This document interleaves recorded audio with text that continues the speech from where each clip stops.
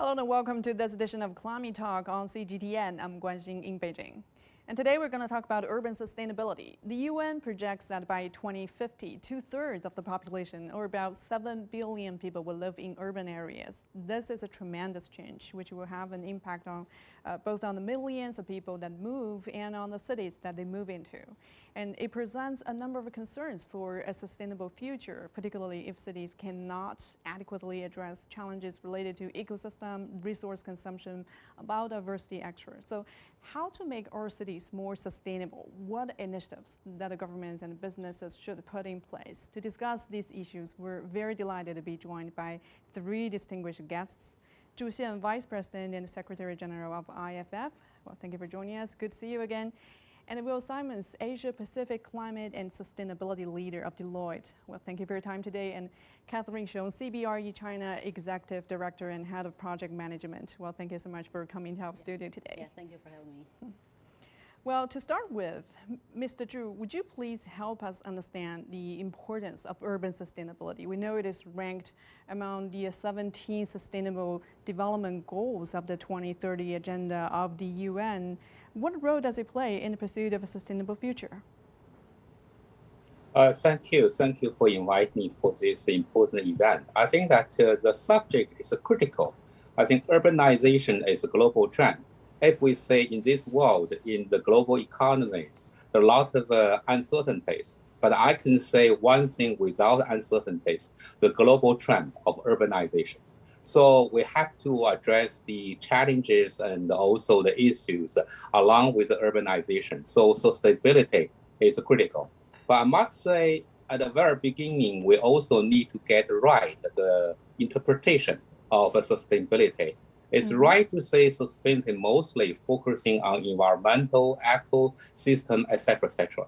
At the same time, I think that sustainability is a multi-dimensional. Right. Also should include the financial aspect. Because without the financial viabilities, urbanization, sustainable urbanization cannot really be viable. So that's one point I want to make at the very beginning. And also, if we look at the sustainability issue on urban side, we must say that positively, healthy, sustainable urban development can be an important engine of global growth. And China's experience has proven that's probably the right direction for other countries, particularly emerging and developing countries. On the other hand, the challenges can be the degradation of environment, and the depletion of natural resources, and also the poverty can be turned from rural poverty into urban poverty if really that sustainability issue will not be really addressed rightly. So I must say that if really we want to talk about the sustainability, we need to have a good definition, and also we need to have a really good strategy. Urban planning, government role, and also importantly, and for the emerging market development countries, we need to see the opportunities, particularly for low-income group and for the poor people, so that migration included, and so that urban dimension can be a very dynamic and sustainable. Thank you. Right, indeed, it is very important. So, Will, what do you think about the dimensions of sustainability? What does sustainability entail when it comes to urban development? I think sorry, go ahead. So this is a very big topic, and I think one of the ways to help us navigate through it is to think about the outcomes that we're seeking to achieve through our cities and through sustainable cities. And something that's often forgotten is that cities are for people. Cities are built for people. They're built for people to live in and to work in and play in and connect in. And so what do people want? Well, people want to live in livable cities. They want to be able to connect with people. They want productive spaces. They want to be protected from harm. And so ensuring that these needs and wants are met is, to me, what sustainable urbanism is all about. And doing that in a way that both doesn't impact on the environment, but also helps to regenerate the environment. And so people want to live in places that are thermally comfortable. They want lots of daylight.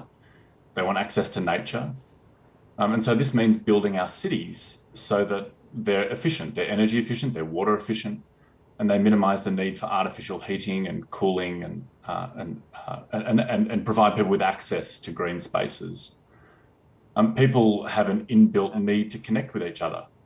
And so we need to design that into our cities, design in the ability to make human connections. So spaces need to be permeable, that encourage people to dwell and meet people, that provide privacy, but also enable us to meet and connect. People want to work near where they live. So our cities need to be mixed use. They need to provide easy access to the goods and services like education and local jobs. And then finally, of course, people need to be kept safe. And this is particularly important in the context of climate change and increasing disruptions from extreme weather events. And we know that in particular, urban heat is a big issue across Asia and in China. And so we need to design our cities to be cool and to keep people safe from harm. And importantly, and as Mr. Zhu mentioned, we need to focus on those most vulnerable and keep them safe from harm. But interestingly and importantly, I think one of the greatest competitive tensions around the world at the moment is between cities in attracting the best and brightest. And the best and brightest want to work in livable cities that are comfortable, that enable them to connect, that are cool, that are safe, and that have the sorts of services that they want. Mm-hmm. I totally agree with that. And talking about putting people first, Catherine, have you noticed any changes in the mindset of real estate investors or occupiers? Yeah. Definitely, globally, energy needed to cool and heat and light, buildings, that really accounts for 28% of total carbon emissions globally. Mm-hmm. In addition, materials and construction processes generate another 11%. So the pressure is growing on the building owners and investors and operators and occupants to reduce their carbon footprints. So many investors have already included carbon neutrality objectives, within their investment strategy with specific timeline. Mm-hmm. So major investors already are targeting either 2040 or 2050 as their deadline to achieve carbon neutral. So, for example, CBRE Global Investor, with 129 billion USD assets, under management, has already committed to carbon neutral by 2040. So we recently received an inquiry, from a global real estate investor for due diligence services, and for when they acquire a global real estate portfolio. So traditionally, due diligence services only cover the technical part. So which covers building envelopes, building appearance, structure, conditions, and also existing conditions of other building systems, including mechanical, electrical, and plumbing. But this time they have included lengthy scope to conduct sustainability assessment, as well as smart assessment on the target assets, to evaluate their environmental performance, as well as suggest an improvement plan to make those buildings meet green certifications and improve their carbon emission targets. Mm-hmm. So from the occupier perspective, I think Mr. Simon mentioned about micro cities, but also from occupiers, they're talking about working environment. Mm-hmm. So it is the willingness to adopt the changes and also adopt in industry leading best practices. It involves everyone's buy-in within the company. For example, for CBRE new offices, for all of the new offices, we have adopted what we call workplace 360 practice, meaning no assigned office spaces and workstations are eliminated. That applies to everyone. So instead, up to 15 different types of workspaces are offered, based on initial study on the nature of the business activities, as well as utilization of space.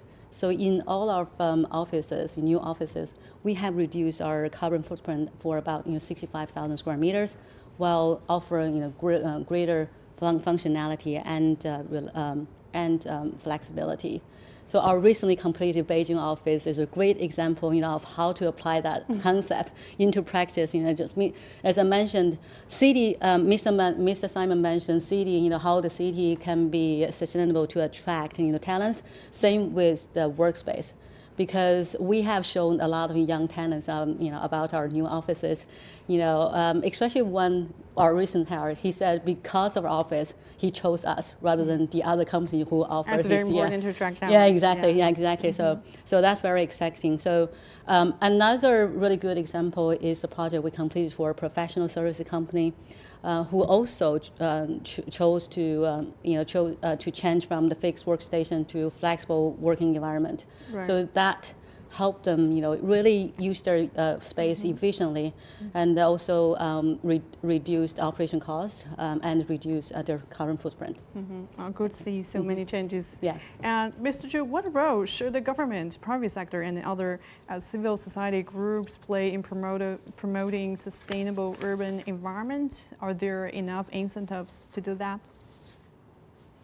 Well, I think for the government, the most important thing is the government can provide the enabling environment for the private sector, for citizens, for others really to function as well as others. I think that may include, I think that for me, first, government should have capacity for advanced urban planning, because urban development is not something you rely entirely on market forces. And also government should have very strong regulations and also provide good public services such as education, health, and social safety, etc. The other thing is the government probably need to really work together with the private sector, provide an incentive and also encourage the private sector in doing their economic activities to follow as much as possible SDG practices. So eventually they will do good, but they are not doing the harm. So eventually the civil societies can really play important role by participating in the urbanization and also try to be a sort of voices for the average or regular citizens. And then I think that three parts, government, private sector, and also civil society can go hand in hand, really push for the healthy and sustainable urbanization.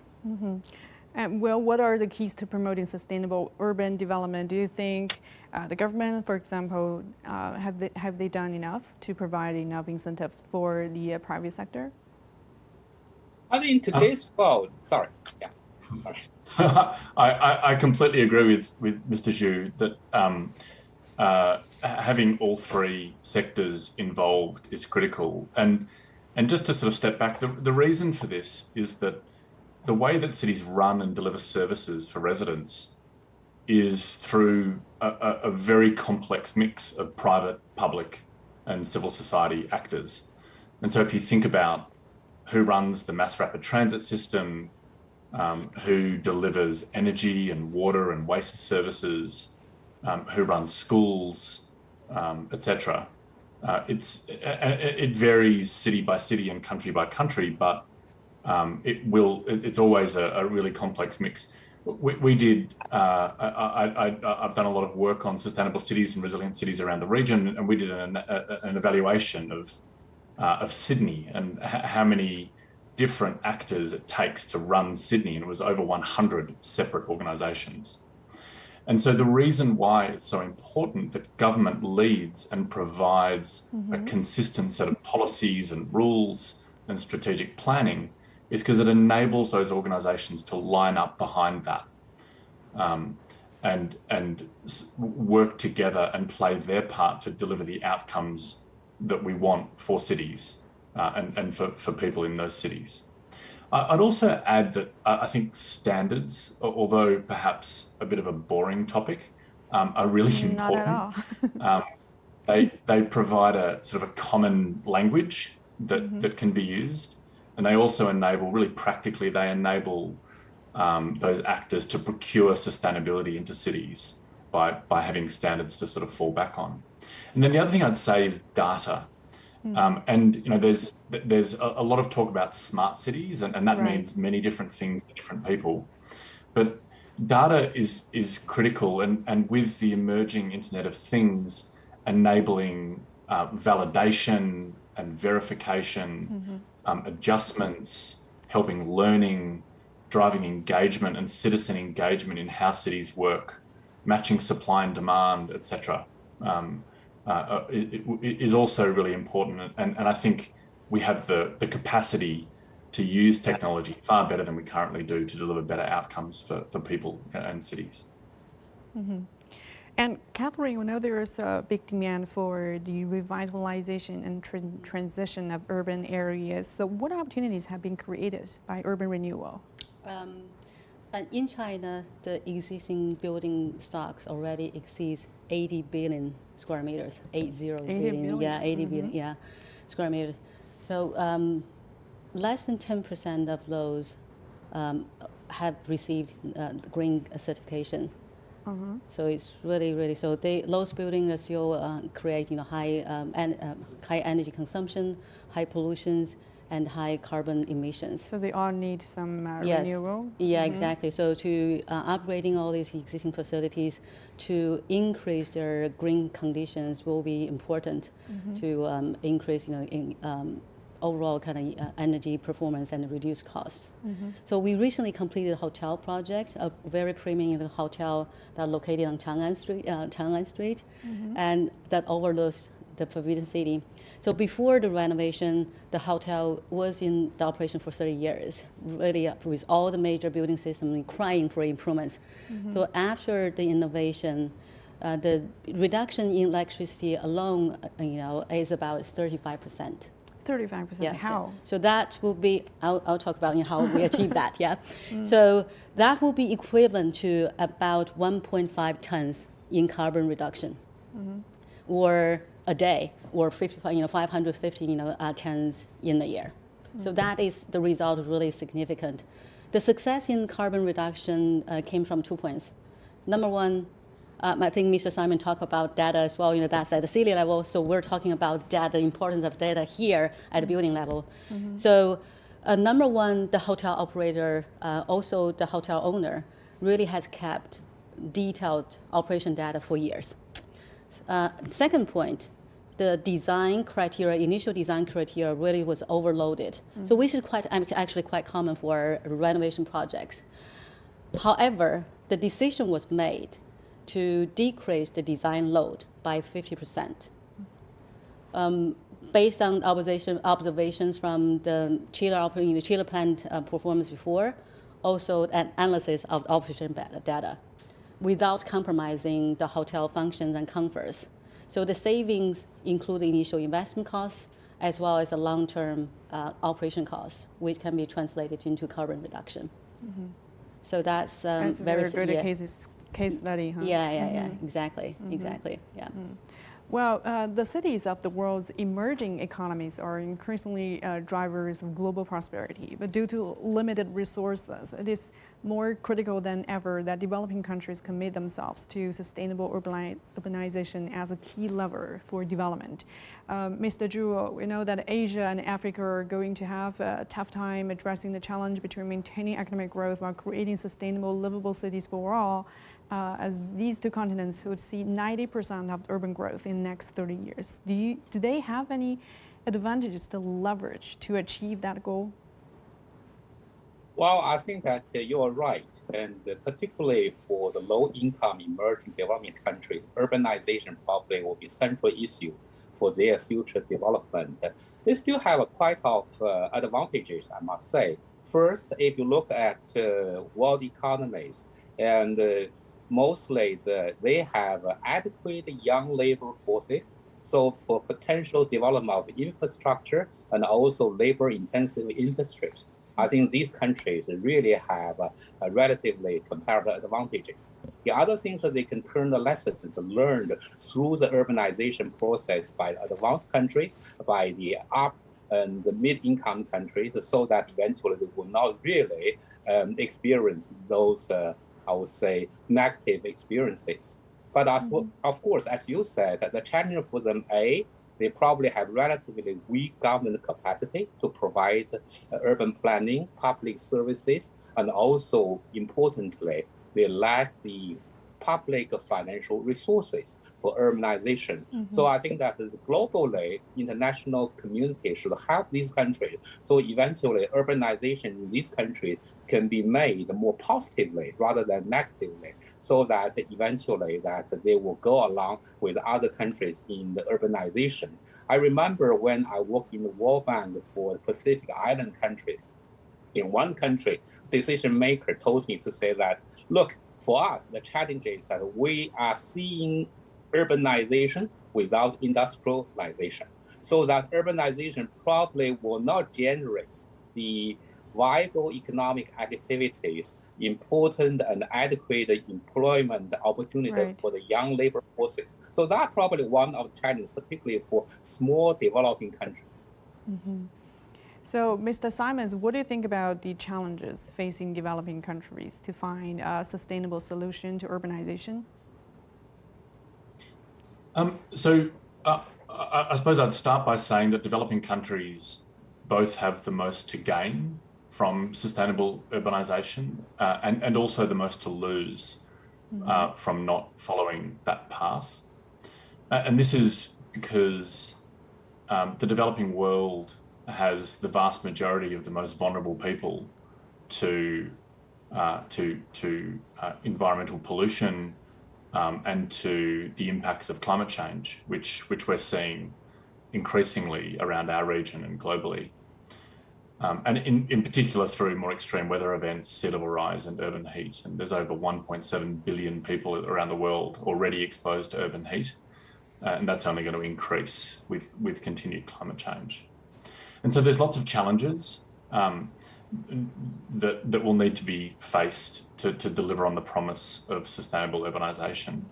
I'd say the primary challenge, and which has already been mentioned, is good and effective governance. This always needs to be the starting point. So ensuring that resource allocation is efficient, that policies and programs are conceived properly and delivered efficiently, that outcomes are delivered as promised, that there's transparency in outcomes, etc. And so without good governance, it's really difficult to deliver sustainable urbanisation. And going back to my earlier comment, this is largely because of the complexity involved and all of the different actors that need to get engaged. And so the starting point really needs to be governance. But I'd also say that capacity is a key issue. These are not simple issues. And although capacity is increasing rapidly in the developing world, ensuring that countries have the skills and knowledge to deliver sustainable urbanisation is really important. And then finally, access to solutions. And so cities around the world are all confronting the same set of challenges as each other, but they really struggle to share. They struggle to share best practices. They struggle to share what didn't work. And this is something that we see constantly, is that cities are going down similar pathways, reinventing the wheel, learning the same hard lessons that their peers have already learned. And so providing forums to collaborate, to convene, to share, to build trust will help us accelerate forwards together, avoid costly errors, and deliver better outcomes for people. So Catherine, your thoughts on that? Do you think developing countries are facing a bigger challenge to provide, such as good effective governance and other issues mentioned by them? And meanwhile, is there a standard that developing countries can learn from Western developed countries that they should think about to adopt? Yeah. So actually, what standards that developing countries should adopt shall be decided by actual conditions of each individual country. But there are some globally recognized certification system that can help sustainable development in those developing countries, such as LEED and WELL. So LEED, LEED, stands for Leadership in Energy and Environmental Design. is the most probably influential one globally. And it provides practical and quantifiable rating system for green solutions, green and sustainable solutions. So it also covers cities and communities, as well as in buildings and interior spaces. So U.S. Green Building Council rolled out LEED cities and LEED community certification in 2016. So as of today, there are already 205 certified projects globally, and China has 28 projects certified under the categories of LEED cities and LEED communities, which is Daxing Airport and Universal Studio. So that can be referenced, when they, especially developing or developed country, when they develop, for sustainable development. But what about financial resources? Is it expensive to adopt these standards? Really depends. So it's as I mentioned. So every country, every city has its own different situation. So that would be depending on their own situation when you decide how much you can adopt or how many standards you can adopt. Yeah. And now let's talk more about China's urbanization drive. The rapid pace and unprecedented scale of urbanization is reshaping China's physical environment, creating opportunities and challenges for China's sustainable development. So, Mr. Zhu, China is building megacities such as the Greater Bay Area, merging 11 cities in the Pearl River Delta. What should be taken into consideration in ensuring a sustainable urban environment? Indeed, I think that what happened in China, particularly as you mentioned, the development of mega cities, not only in Great Bay areas, but also in the Yangtze River Delta areas and also Beijing, Tianjin areas. I think that probably can provide important engine for economic sustainable growth in China in the next decade, if and beyond. I think that most importantly, I think that from policy perspective and the reduction of the current barriers in mobility of the production factors such as the human, financial, and the natural resources will be the key. So eventually the movement of people, financial resources, and also the natural resources can be made as free as possible along these cities. That really can promote productivity, innovation, and also the growth. Of course, last but not least, I think that it is a strong and increasing public awareness. We need to make such events as green as possible so that really they will be consistent with SDGs rather than to say, okay, let's pollute first and then we clean up later. That concept probably now is already very much critical. And for many people think that we need to really do things differently along with the climate change agenda, along with the green economic agenda. Since this year, China decided to accelerate the market-oriented reform to improve the allocation of production factors. In what ways do you think that China can drive sustainable urbanization? How to combine top-down development plan with bottom-up economic incentives and technology development? Well, I think balance is really important, and making sure that the balance is right, and perhaps shifting the balance somewhat to deliver faster and better outcomes. And so, as you mentioned, sustainable urbanization is important to the Chinese government, and we know that green finance, acceleration of green transformation, zero carbon demonstration projects and cities are all important parts of the 14th five-year plan. But to deliver on this ambition, we need more systemic and strategic planning for urban renewal, because of course there's a large stock of buildings and cities that already exist. And also proper guidance for local authorities and the private sector to drive that alignment that we've already discussed. And just to reiterate, without the reason for that is that without that, we have resource misallocation. We have a lack of alignment around investment, so that people are pushing in different directions, and we find conflicting interests around stakeholders. And this isn't just an issue in China, this is an issue everywhere. It's a complex agenda. And so a more strategic and coordinated approach will help to bridge the financing gap by bringing in more diversified sources of finance and the capabilities of the private sector to help upgrade existing urban areas and develop new areas to high standards. And I thought I'd just mention that there are good examples of this, examples, real life examples around the world where this has happened, where precincts are being developed with circularity in mind, so that the waste product of one industry is the input of another industry, where low carbon and energy efficient and energy efficiency and renewable energy sources are being built in, where technology is being leveraged, where green transport's being developed, etc. So there's a lot that can be learned and shared, both within China and from outside China. In your opinion, are there some advantages that China can leverage? Absolutely. I mean, China's got a healthy and thriving tech sector. And as was mentioned, the Greater Bay Area is one of the global hubs for that sector. And so deploying that tech know-how to help optimize, to provide those services for citizens, but to also ensure that they're provided in a way that's highly sustainable. I'd also say that China is already exporting sustainable cities to the world.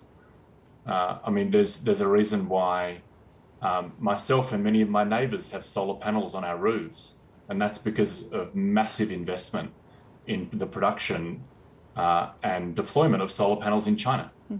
And so there are natural advantages that China can continue to leverage, but also provide and export sustainability to the world. So, Catherine, how does commercial real estate sector fit into China's carbon neutrality goal? Actually, I want to echo a little bit more further on Mr. Symons' point on the government push toward green initiatives. So actually in 2020, 7 ministries and commissions directly under the State Council published an action plan for green building creation, requiring the green building that shall take up to 70% of new built areas by the year of 2022, so which is this year. So it has also been seen in the local land markets that especially for the first-tier cities, that the green, healthy, and the lower energy consumption have become the evaluation criteria for land competition concepts. So all these concepts are pushing or motivating the developers and the investors to adopt green or increase their green capabilities. So from occupier perspective, ESG, environmental, social, and governance has become the major focus, for the corporation, large and small. So more and more tenants have included in green buildings into their ESG plan, as well as their real estate strategy. So during the annual occupier sentiment survey, CBRE has found that the number of the tenants who would choose green buildings has risen from 52% in 2020 up to 93% in 2021. So that's within 1 year, so there's a big jump. Of course, I think COVID-19 situation really helped increase that number.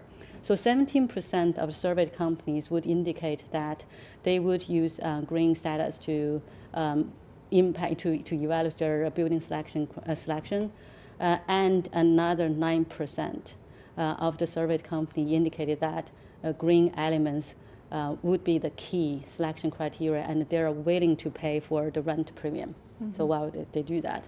So in some regions, we feel like all the key stakeholders, players in the real estate sectors, investor, users, occupiers, operators, are all kind of welcome the sustainable development, and also they want to contribute, to achieve that carbon peak and the carbon neutrality goal in China. Indeed. Before we go, I have one more question for Mr. Zhu. I'd like to hear your opinion on the inclusive development of China's urbanization. How can China provide more opportunities for the lower income people who moved from rural areas to urban areas, how to provide equal playing field for them, how to better take care of their livelihood in the process of urbanization. Indeed, I think that you raise a very important issue for urbanization, and probably also the generated prosperity should be shared even more equally in the future. I think one thing I think the decision makers is considering, but probably need to accelerate the process, how to provide the services to those migrants, particularly from rural areas, who have been in the urban areas for a long time, but who may not receive the same public services, education, health, as those already in the cities. If really, I think that we can do that in the next decade, really that, as you said, we can improve the inclusive, urbanization in China. Well, thank you very much. And thank you all for your insights. And Zhu Xian, Vice President and General Secretary General of IFF, Will Symons, Asia-Pacific Climate and Sustainability Leader of Deloitte, and Catherine Xiong, CBRE China Executive Director and Head of Project Management. And that's all for this edition of Climate Talk on CGTN. Thanks for being with us. Until next time, bye for now.